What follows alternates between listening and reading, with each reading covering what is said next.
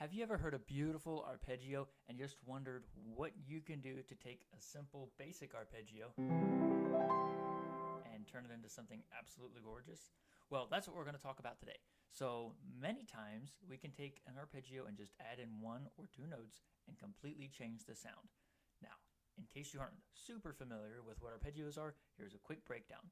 So we can generally will play chords in church music as just blocked, all notes together. Well, we can also break those up. And when we break up a chord over multiple octaves, then we tend to call it an arpeggio. Now, it takes some time to practice that and get it smooth. And once you get it smooth, you're probably going to get tired of just the regular three notes. So what are some notes we can add in? Well, one of the most common and, in my opinion, beautiful notes to add in would be the second or the ninth. And if we're doing a C arpeggio, that would be the note D. And here's how that sounds.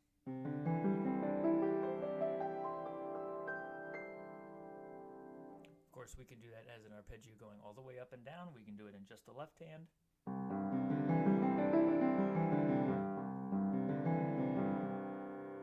But it has a really, really beautiful sound. Now, one thing when you're playing an arpeggio with the added ninth is, at least over like chords like C, F, or G, is it tends to be helpful to start on the fifth of the chord.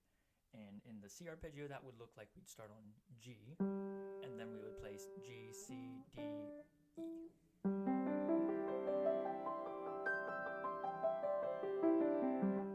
It just tends to work a little bit better for the finger spacing and whatnot.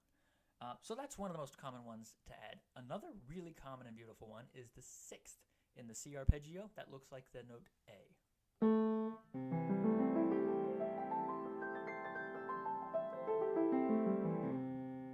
Really, really pretty sound. Another really common one to add would be the seventh. Now, there's two types of sevenths we could add. One is the major seventh, the other is the minor seventh. Here's what the major seventh would look like in the C arpeggio. We would just add in a B.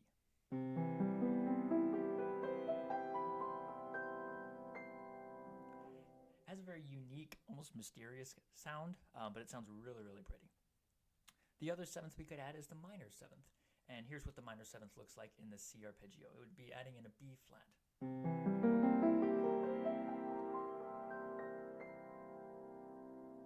And of course, again, with the others, we can play them either in the right hand or in the left hand. We can do them in both.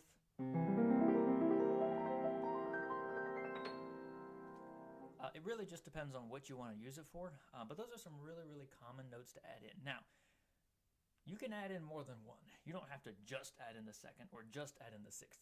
What if we add both the second and the sixth? What do we get there?